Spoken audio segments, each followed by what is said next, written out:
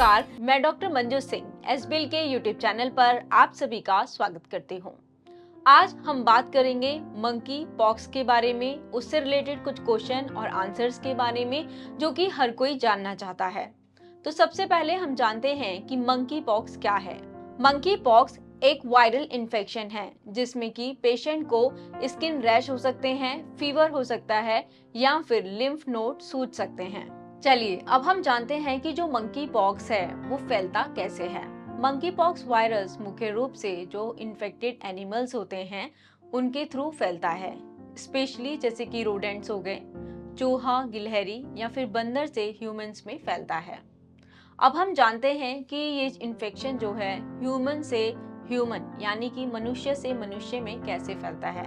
इसका रीजन है first, respiratory droplets के थ्रू फैल सकता है, डायरेक्ट कांटेक्ट में आने से फैल सकता है या फिर जो इन्फेक्टेड ऑब्जेक्ट्स होते हैं उनके थ्रू फैल सकता है। मंकी पॉक्स के लक्षण यानी कि सिम्टम्स क्या होते हैं। शुरुआती में पेशेंट को सर दर्द, बुखार और थकान महसूस होने लगती है। इसके कुछ दिनों के बाद पेशेंट के चेहरे पर स्किन रैश होने लगते हैं जो कि धीरे धीरे पूरे शरीर में फैल जाते हैं। इसके साथ ही जो लिम्फ नोड होती हैं उनमें सूजन होने लगती है। मंकी पॉक्स कितना गंभीर है। मंकी पॉक्स देखा जाए तो स्मॉल पॉक्स से कम गंभीर है, लेकिन कुछ मामलों में यह गंभीर साबित हो सकता है, जैसे कि बच्चों में और जिन लोगों की इम्यून सिस्टम कमजोर होता है उनमें यह गंभीर साबित हो सकता है। मंकी पॉक्स का ट्रीटमेंट क्या है।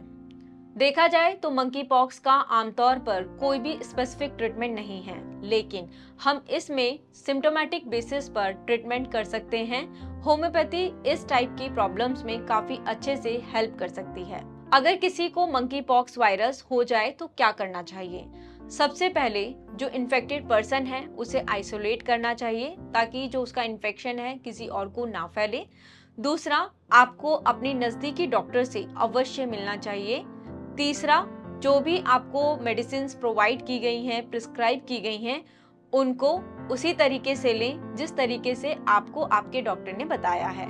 मंकी पॉक्स और स्मॉल पॉक्स में क्या अंतर है। मंकी पॉक्स और स्मॉल पॉक्स एक ही वायरस फैमिली से आते हैं, लेकिन जो मंकी पॉक्स है वो कम इन्फेक्टेड होता है और इसमें लिम्फ नोड्स जो होती हैं उनमें सूजन होने लगती है, जो कि स्मॉल पॉक्स में नहीं होता।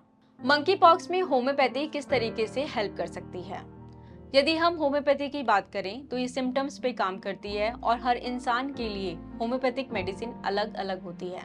मंकी पॉक्स में अगर हम बात करें तो यह पेशेंट की ओवरऑल हेल्थ और इम्यूनिटी को सपोर्ट कर सकती है।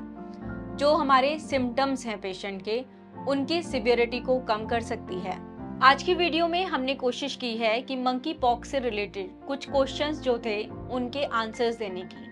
उम्मीद करती हूँ कि आपको इन क्वेश्चंस के आंसर्स जरूर मिले होंगे, लेकिन अगर आपके मन में फिर भी कोई क्वेश्चन है तो आप हमें कमेंट सेक्शन में लिख सकते हैं। ऐसे और इन्फॉर्मेटिव वीडियोस के लिए आप एसबीएल का यूट्यूब चैनल सब्सक्राइब कर सकते हैं। धन्यवाद।